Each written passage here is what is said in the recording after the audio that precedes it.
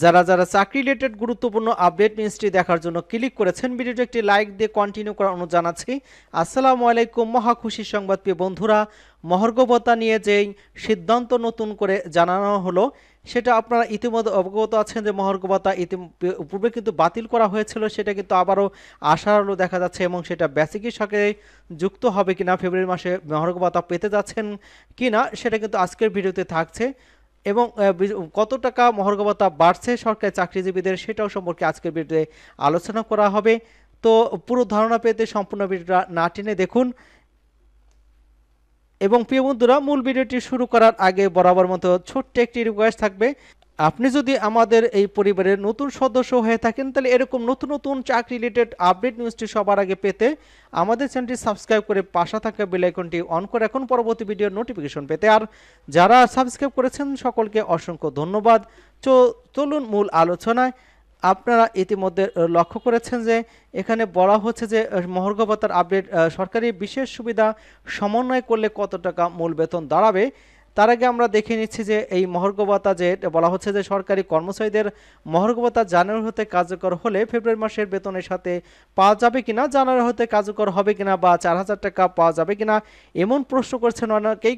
সেটা কিন্তু ইতিমধ্যেই যে সিনিয়র সচিব তিনি কিন্তু প্রেস ব্রিফিংয়ে দুইটি মিটিং হওয়ার সংগঠিত হওয়ার কথা তথ্য দিয়েছেন এবং তারপরে আরও কয়েকটি সংবাদ তিনি দিয়েছেন। এখানে বলা হচ্ছে যে গত 11 ডিসেম্বর 2024 তারিখে মহার্ঘ ভাতা বিষয়ে একটি কমিটি গঠন করা হয়েছে এবং জনপ্রশাসন জ্যেষ্ঠ সচিব মোখলেছুর রহমানকে এই কমিটির সদস্য হিসেবে সাংবাদিকদের প্রশ্নের উত্তরে অবগত করেছেন যে মহার্ঘ ভাতা বিষয়ে দুটি মিটিং কিন্তু ইতিমধ্যে সংগঠিত হয়েছে। মোট কথা মহার্ঘ ভাতা বিষয় প্রদানের কার্যক্রম চলমান রয়েছে এবং আগামী জুনের মধ্যে বাস্তবায়িত হবে, তবে এমন মন্তব্য করেছেন তিনি। ইতিমধ্যে কিন্তু সংবাদ মাধ্যম বিষয়টি অধিকাংশের দৃষ্টিগোচর হয়েছে, তবে গেজেটের জন্য অপেক্ষা করতে হবে। এখানে যেটা বলা হয়েছে 4,000 থেকে 7,800 টাকা পর্যন্ত মহার্ঘ ভাতা বাড়তে পারে এমনটা কিন্তু বলা হয়েছে। এবং এই মহার্ঘ ভাতার বিষয়ে আর যেটা বলা হচ্ছে বিশেষ যে সরকারি বিশেষ সুবিধা সমন্বয় করলে কত টাকা মূল বেতন দাঁড়াবে।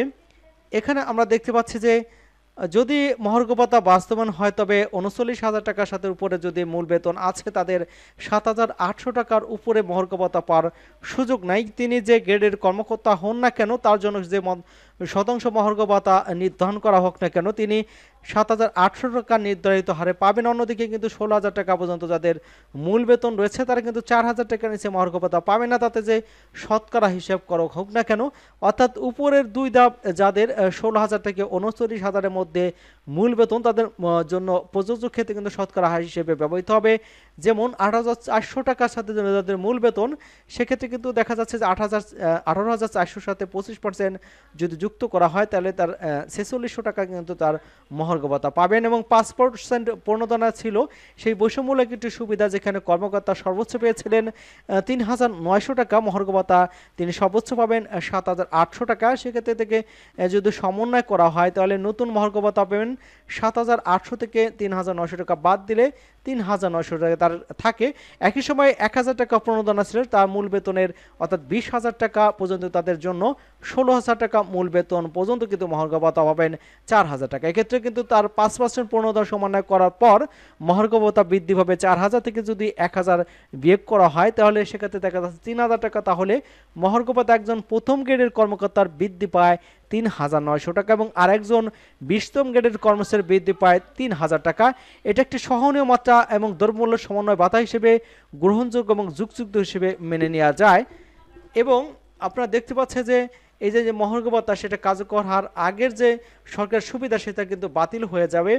এবারই কিন্তু প্রথম গ্রেড অনুযায়ী সরকারি কর্মচারীদের মহার্ঘ ভাতা দেওয়া হচ্ছে এবং যারা পেছনে গ্রেডে চাকরি করেন তারা কিন্তু বেশি হারে এই মহার্ঘ ভাতা পাবেন। অর্থাৎ কর্মচারীদের মহার্ঘ ভাতা বেশি বা সামনের দিকের যারা গ্রেডে চাকরি করার কারণে কিন্তু তারা কম হারে ভাতা পাবেন।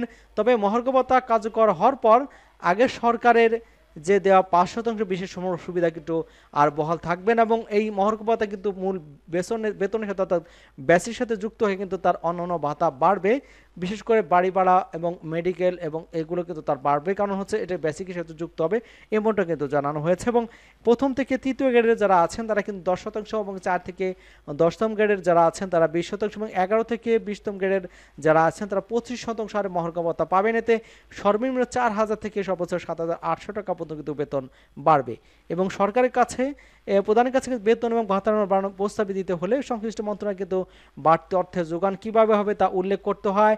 অর্থ মন্ত্রণালয়ের মহার্ঘ ভাতা বাড়ানোর পক্ষে কি যুক্তি দিয়েছে জানতে চাইলে অর্থ মন্ত্রণালয়ের কর্মকর্তা বলেছেন, রাজস্ব খাতে ব্যয় কমিয়ে রাখাটা খুবই কঠিন, কাজেই সবকিছু উন্নয়ন বাজেটের উপর গিয়ে পড়বে।